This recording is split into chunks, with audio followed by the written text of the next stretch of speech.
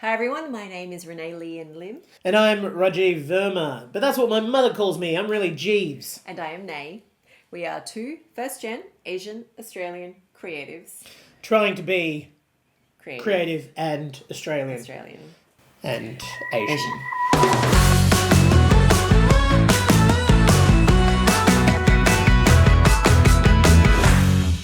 So, this week, because I was Asian, I had a weekend with my parents. The idea was my sister was also meant to spend the weekend with us as well. And why this is important to me is that if my sister's not there, then I'm stuck at home with my parents by myself. buffer. You need the buffer. I need the buffer. Yeah, and she is a great buffer.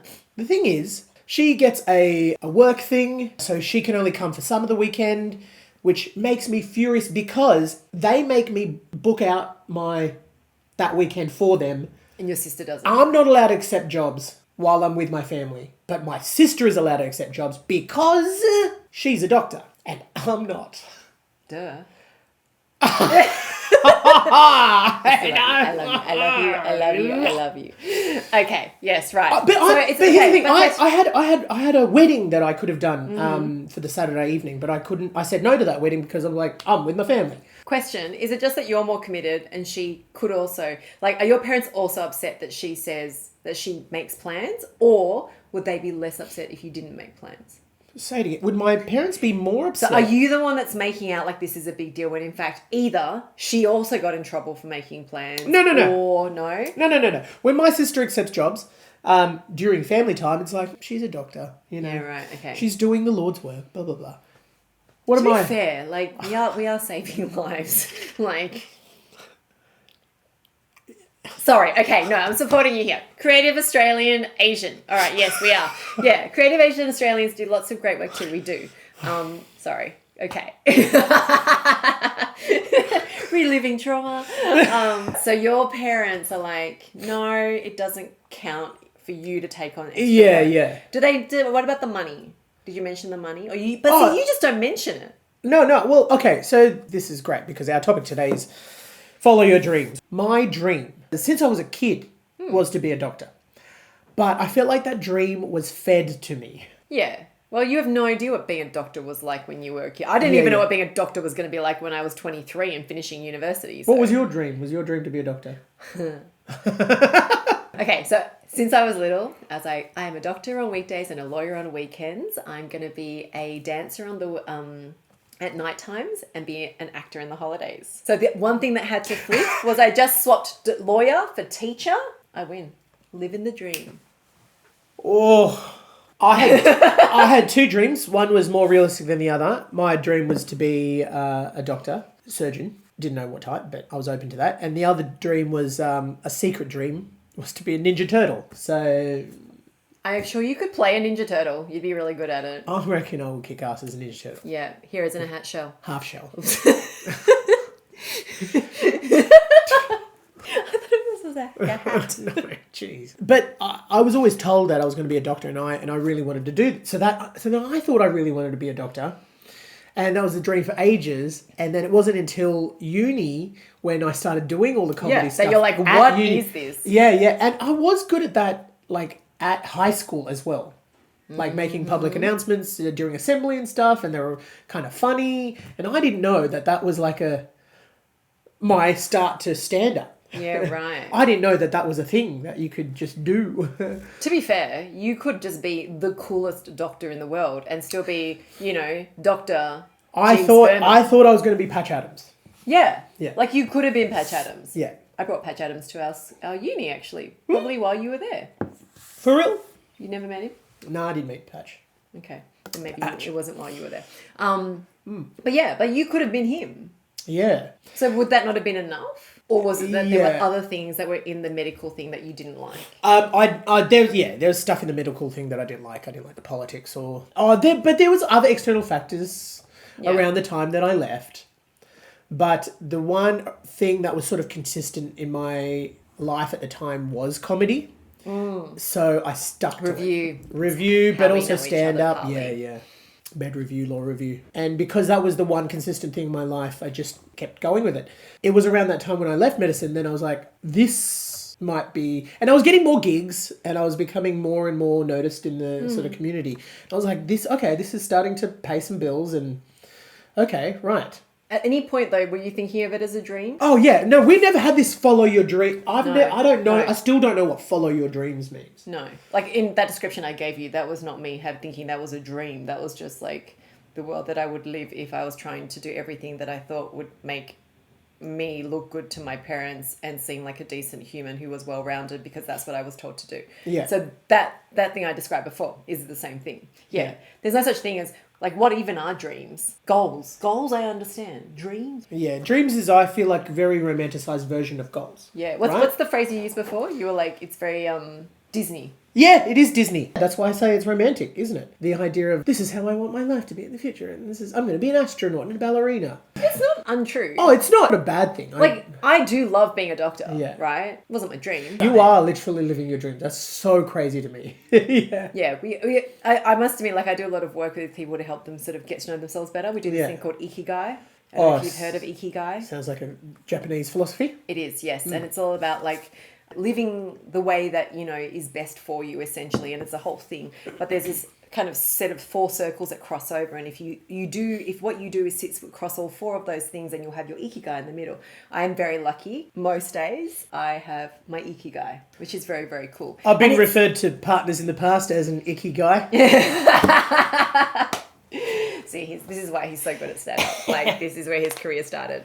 There's a difference between happening to live in a way that you love, Yeah. and this follow your dreams concept. Yeah. Because follow your dreams kind of has to come from someone else supporting you to do that. I do wish I had a millionaire benefactor. Well, you could just, I was thinking more like parents. Oh, yeah. Because, you know, this is the whole Western Asian dichotomy and the creative Australian Asian. Yeah. It's like, you can be a creative Australian, and I have so many friends whose parents are like, oh my gosh, they go to every concert, they go to every event, they help to fund their launches of things, you know. I'm lucky if my parents even realise that I'm opening a show at STC or that I've got a TV show. I mean, now I just don't even talk about it because Yeah. I used to mention it and then I'd be like, did you see it? And they're like, no. Yeah. I don't tell my parents when I have gigs. It's like, that isn't a dream. Yeah. That's the point. Yeah. Right? So this is Yeah. what, I'm assuming this is, because I remember we talked about this all the time. This is what happened to you. You went from being like the golden child to the dusty golden. Yeah. I'm still Like the golden bronze. child. Yeah. Yeah. I feel like the difference between follow your dreams and then doing what you love, the difference is sort of this idea of responsibility. Mm-hmm. The idea of follow your dreams doesn't really factor in the responsible things about having a career. Yeah. About doing the things that you don't want to do sometimes, and the paying your bills and making sure you're supported and being able to raise a family on your income. That's not a follow your dreams idea, is it? Well, no, I mean, follow your dreams is do the thing that you dream about, because by doing that thing, you will be so fulfilled that almost none of it else matters. Well, I feel like I am like that right now. You are, but you weren't. No, yeah. That's the point, Oh, yeah. right? So what we're talking about today is, as an Asian Australian trying to be creative, how was your experience of being told to follow your dreams? Because if you say, I'm an Australian being creative, a lot of people say, oh, I was told by my family to follow my dreams. They were so supportive. No. Like, that's that beautiful narrative. Yeah. What's our narrative is what we're talking about. My narrative is that my decision to leave medicine was a tough one. When I told my parents about it, it was the first time I heard my dad drop the F-bomb. Oh, really? Yeah. Did you have a backup? No. This would be freaky for them. I get that. Yeah. Because it's not like, see, follow your dreams means you must have a dream. If you just said, this is now no longer my dream, there's nothing to replace it. That's pretty scary for a parent, especially an Asian parent. I had a clue, but I couldn't be like, and this is what I wanted, because I felt like that was like giving them too much. At once. So fair enough about the F-bomb when you said, I'm stopping medicine, full stop. I.e., I have no life. And then what happened? You were like, actually, I think I really want to be a stand-up comedian. Because that's the follow your dreams part. Yeah. They knew I was doing comedy stuff at the time, but I didn't say, so this is what I want to fill it with full time. For the first few years, the language my mum would use to talk to me was always, I'm worried about you. When are you going to go back onto the right path? The idea of the right path was something that came back time and time again on most of our telephone conversations in the evening. So break it down, because your path was, I dream about becoming a stand-up comedian, and your mum, I think, would say, I want my son to fulfill his dreams. Yeah, but what my does dreams that were look her like? dreams. Yeah, but what does it look like to her when she says, what does the right path look like to her? Find my way back into medicine. Back into medicine. So is there any other option? No. No, no. I often wonder, actually, like, there are so many jobs in the Yeah. world, right? And everyone has a job, right? So to be fair to her, that's why I'm asking. Yeah. What? Could you have had another 9 to 5 job that earned you a 6-figure salary and that would have actually been okay? No. Because I was also working. I also did get a job, right, at UNSW, at the Yeah, right, university. okay. That was to pay the bills while I was following But my that's new the dream. point. Yeah, yeah. So that didn't matter. Yeah. Because I still wasn't on the right path. I was on a path, not the right Mum, path. I want to now be a software engineer. And Nah, so I often wondered this. If like Hmm. engineer would have been like Lawyer? Mum thinks medicine and law are sort of like. No, not equal. She wanted me to do med law Yeah, in Monash. yeah, in Monash, yes. Oh my God, that was the same degree that I was. And then I was like, I have zero interest in law, so no. Her dream for me was medicine, and probably still is. Like if I brought it up again, oh man. She'd let you go back to it and Yeah. support you. I have for half 6 a years. mind if when she's on her deathbed to be like, Mother, I'm going back into medicine, just as a last thought for her. If I wanted to just put that cherry on top, she lived. I know. So much better. Oh, wait, that's going to be so mean. Yeah. Because Mum, I'm going back into medicine, and you have a grandchild on the way. oh, her two things. Just to hear it, Yeah, right. my, would send her over the moon. but see, it's funny, right? Because this phrase "follow your dreams," which is again hugely in the zeitgeist of Yeah. like modern popular culture. Yeah. I mean, because why do people want you to follow your dreams? It's so you can be happy and fulfilled. I don't think that your mum doesn't want you to be happy and fulfilled. Yeah. So what's But the difference? do you know what? I think it comes from this idea of your parents want the best for you, right? They've raised you in a way that you be careful and you make smart decisions, and you following your dreams and then having everything that you want from that family, money, house, car, blah, blah, blah. They've struggled. Yeah, right. So that's Yeah. the difference, right? Is that Yeah. they have a different experience of this dream following Yeah, process. and they don't want, and I know this, my parents don't want me and my sister to struggle. So they want our dreams to be such that You won't have to struggle. we won't have so to you struggle. know that they care a lot. Oh It yeah, just I makes know it so, they like, care. Yeah, I know it. I know what they Right. care. But here's the thing, I think the struggle is important. Yeah, but you can struggle. I mean, like your sister's a doctor. I work as a doctor. Yeah. You still struggle. You could Yeah. just go be a doctor and you could still struggle, by the way, Jeeves, if you want to. Oh, no, I know. My sister is doing exactly what I would have been doing. Yeah. I do not envy her life. And that's what's interesting. Have you ever said that to your parents? Yeah. And what do they say to that? They don't care. They don't go, now I get it. No, not at all. Actually, so the moment they accepted my new career was a time I was working 7 different jobs. At that time, I was working 7 days and 4 nights. Wow, okay. Yeah. And I was earning probably a little bit more than my sister. When they realised that, the right path idea, they haven't mentioned it since. Okay. Yeah. Because that's what I was thinking, right? So it's not that they're saying what you're doing is bad or stupid. It's Yeah. just that they're saying, we don't trust that you're going to earn enough Yeah, money to yeah. be safe and Yeah. secure. Yeah, Yeah, because that's what happened to me. So with my little like, I'm going to be a doctor and a lawyer and a blah, blah, and a blah, blah. So when I finished med school, came out, did my intern year. Yeah. And then just was like, I just wanted 1 year off. Oh, yeah? I never wanted to be a professional actor. It was Yeah. never on the cards for me because unlike you, I was like, none of this is really my dream. Like Yeah. I'm not a dreamer. I'm like I'll enjoy what's in front of me because who knows when it's gonna like disappear or Yeah. you know how long it lasts. I'm totally like I've got other issues, but it means I don't have dreams. I just Yeah. kind of see what's in front of me, work with it. But always had been acting, singing, and dancing. Always been medicine and Yeah. like studying and stuff.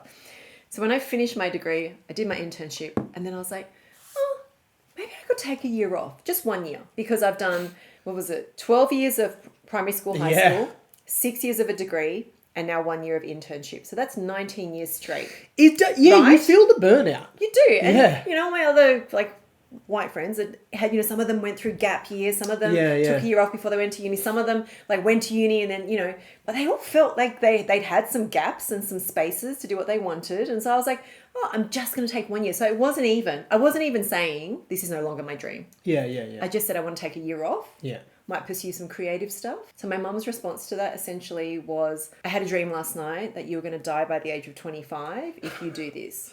Oh, wow.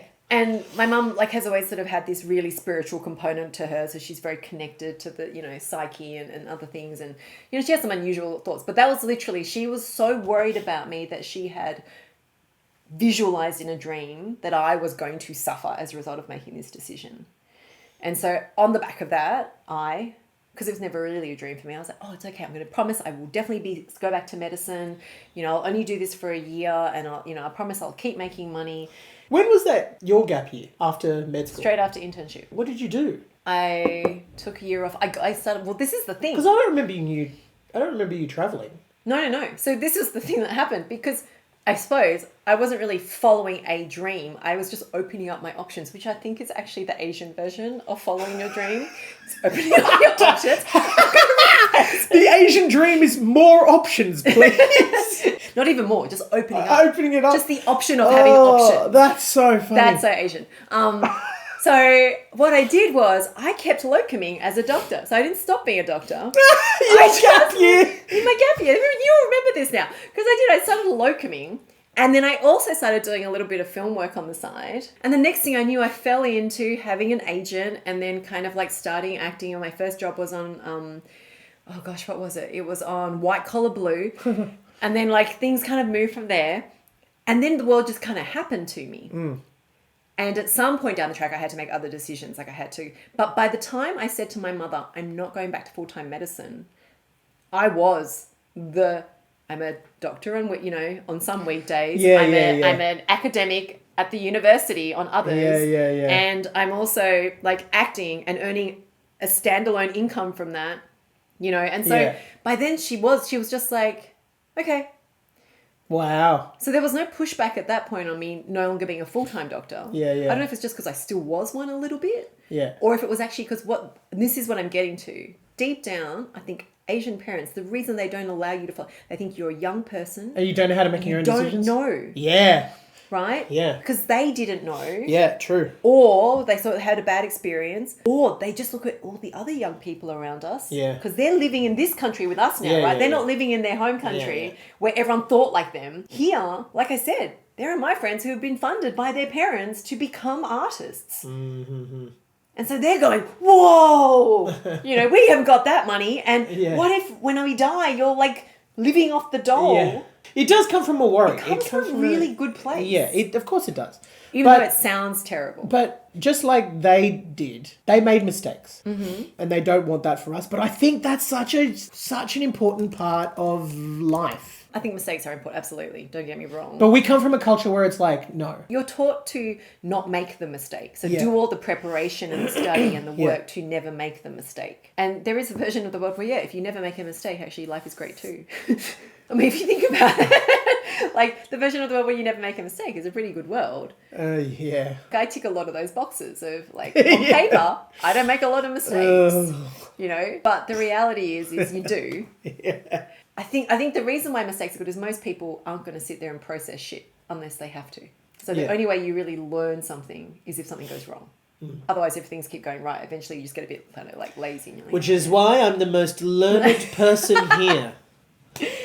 I have a PhD in making mistakes. You do not make mistakes. You do lots of really cool experiments, which your parents, unfortunately, don't equate to money and therefore success. But, okay, so I'm going to put it to you. Yeah. Are you happy? Yes. Yeah. Do they see that? I think they see it to the point where it's he's being too happy to spend time with us. Yeah, right. He's too happy now. And so what you're saying, though, is that being a creative person who's happy, who's making enough money, will never be on the same thing on their list of what you can prioritize over them as your sister who's a doctor. Yeah. That's what you mean. Yeah. Yeah. And I get that. And there's always going to be a hierarchy. To be fair, in a lot of Western cultures, teachers, nurses, they're paid very low. On the hierarchy, they're very low on the list. They're not considered important. But I feel like a teacher is in Asian culture is very well respected. Nursing is very well respected. It's a different set of values. If I moved from medicine to another formal health career. Or just any formal career. If it was engineering or science or whatever. I reckon you would have been fine. Yeah. Like They would have. be as It would have pretty. taken. It wouldn't have been as glamorous. But at least they would be like, that's a job. Yeah. That people have. Comedy's not a job. Also, to be fair, most people cannot make money from comedy. It's true. So It's you have shown that it is possible, and possible. that's the thing. You can't expect them to believe something that is not known to be true in general. Yeah. I've had to work very hard to prove it to them. And okay, so this is where I come back to. I think being an Asian creative is actually a very powerful thing Oh, yeah? because we work very hard Yeah. at the same time as wanting to be creative. Yeah. So when things don't work, we don't go, oh, it's because they don't understand us or because that wasn't meant to happen. Unlucky. We go, what is wrong with us? And we try to fix it. Yeah. So we work hard all the time to make things better. I'll admit, there are times that I've definitely not worked hard. But that in itself has been one of my mistakes and lessons learned. To the point now, if I'm working on a project, I make sure I have 4 other projects happening at the same time. So I'm always busy. But also in creative work, projects fail. Yeah. You know? And that's psychologically, that's hard for an Asian person. Yeah. To go like, I'm actually doing this with the assumption it probably won't work out the way I expect it to. Like, that's kind of the point of creativity. Yeah. Creativity is all about Yeah. experimenting and trying something and creating something new that hasn't been proven or done before. Do we have an episode on failure? Oh, we will. We will. We should. Yeah. Can I tell you a little secret? Yes. Okay, so the whole follow your dreams thing, right? So I often get asked to do talks about how I followed my dreams and all my dreams came true because I'm all these great things. Yeah. I realised quite a few years ago, being an actor is not my main dream. Because it's a lot of people's dream. I know. And it was really hard. This is one thing. I think being Asian, it's like I suck in the values and opinions of the people around me, right? Yeah. Because that's the kind of the idea of like working socially, like social cohesion. Right. You know, you follow the group dynamic, the group thinking. Mm. And so in Asian culture, if you want to take it really extreme, Chinese culture, in China, communism as a concept is all about everybody working together towards a greater good. Great. Right? Cool. Not what we live in here.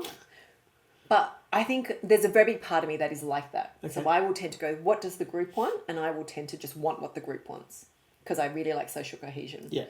So when I was studying in medicine, I knew deep down inside that I didn't want to, I suppose, follow down this path traditionally. But I actually think it was because I was scared of not being good at it. That wasn't the main reason. So I found other things to do. I happened to be able to do these other things. I ended up in acting. Later, I ended up in teaching. And the acting one, though, you start hanging out with actors. And again, the logic is following our dreams. We're all like, this is what we wanted to do our whole lives. And I got sucked into that. I struggle hanging out with actors. Because it's so follow your dreams. It's quite blind. Yeah. Like it's quite unaware sometimes. Because it's like, oh no, the only reason I haven't made it is because no one's realized yet how great I am at what I do. And I always go, no, you're great at what you do. But the acting industry is not an industry that employs everyone who's great at what they do. Mm-hmm. Right? So I was struggling with I started to get sucked into oh my gosh, I want to be an actor. This is my dream too. Yeah. LA, worst. I sat there in cafes watching other people read scripts and I was like, I need to read a script because they're all reading scripts. Yeah. It was terrible. Yeah. And it took me about 5 years of like full on like flagellating. not quite, but yeah. Oh, okay. To work out, actually, my dream is not acting. Yeah. Yeah. And I don't say that to almost anybody out loud because it's awkward. Do you know what this sounds like? It sounds like if Brad Pitt were to be like, I don't even like acting. I don't know why they keep offering... I'm trying to get rid of this career, but they keep offering me roles and everyone below him is like... Yeah, I know. Don't get me wrong, I like acting. Yeah. But it's not my dream. Yeah. And my real dream is to enable people. Yeah, you're a helper. Yeah. You want to help everyone. And I reckon that's the thing we've got wrong. And I do think Western culture is, well, both cultures equally as bad at it. Yeah. Following your dreams is not following a career path. Yeah. It's actually following some really core Value. Yeah. Yeah. That you hold on to no matter what. Yeah. And we don't do that because it's hard to obviously work that shit out. Yeah. So we just get stuck in this like, I want to be a blah, blah. I want to be a blah, blah. And then you get there. And of course, it's never what you think it will be. Yeah.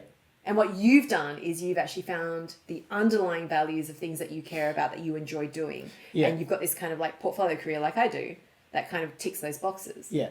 And so like in theory, if you weren't ever the stand-up comedian for the rest of your life earning millions of dollars, you're not actually going to like not be following your dreams, because your dreams are not attached to that one thing.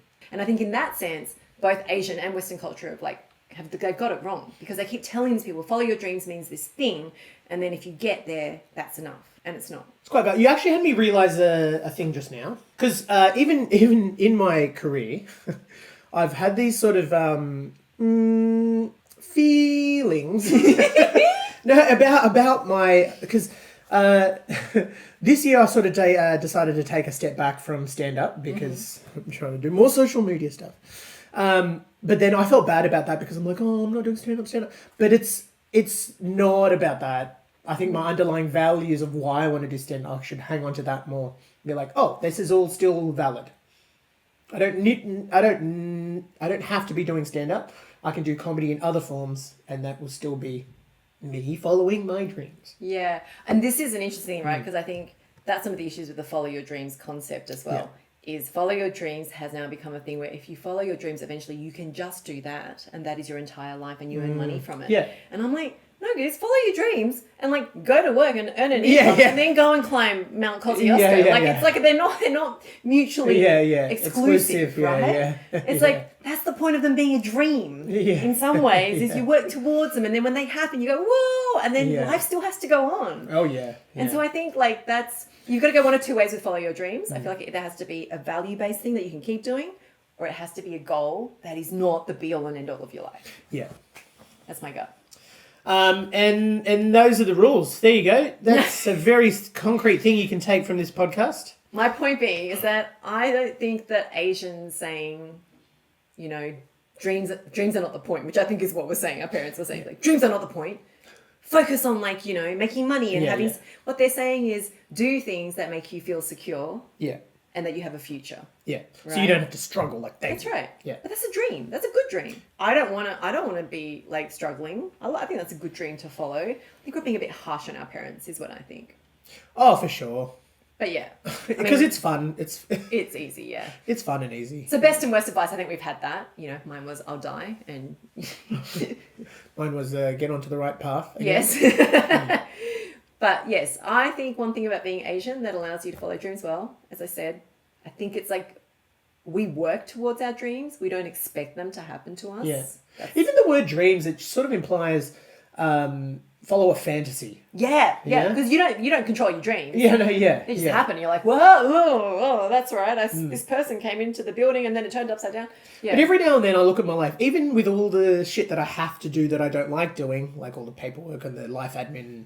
That's called being alive in the 21st century. Yeah, like applying to all the festivals by myself. Blech, I hate all that. But every now and then I have to be like, I can't believe I'm doing what I'm doing. Yeah. Because it's fucking amazing. Yeah, look at me being Asian and creative. I know, right? Yeah, it is pretty crazy. All right, so audience FAQ. Question from the audience. Okay. Oh, this is a weird one. Should Asian history be included in schooling? It's too much. Too much? It's too much Asian history. Because would it help us follow our dreams differently, actually? That's the point, right? Like, I guess that's the question, is like... Like, do you mean school here? Yeah, like, if we were taught in schools about Asian history, then actually maybe our dreams would be different. Because you wouldn't only hear about, explorers who traveled around the world, and then, like, maybe we'd have different values. True. Like, there was always, do you remember, in history in high school, it was always like ancient Roman history or ancient... And even modern. Like Egyptian, Even modern history was always World War II. Should there be an option for like ancient Indian history or Persian or... It's just the perspective, isn't it? Because this is the thing, those are our formative years. So if at school you are formed around these historical things that were important, then that tells you that's important now. And so, yeah, like imagine if we did ancient Chinese history and it's all about like all of these peasants working in the fields and how proud they were of the fact they were working in the fields because they were able to provide for their family and their community. I wonder, even knowing about Chinese history would have me think about like the struggle that whole culture has been on. Oh, and the Indian culture, like both. Oh, yeah, right? yeah. But in Chinese history, there's like Chinese immigrants over like during the gold rush, even in America and Australia, like that's such a... Not to mention the dynasties. Yeah. When they used to rule the world. Yeah, but even knowing like all the things that came from Chinese culture, like everything that you guys all the things that Indians have invented, I think people should know what to be grateful for. There are so many things that our cultures have given, Not like actually not us. us. I haven't done shit. No.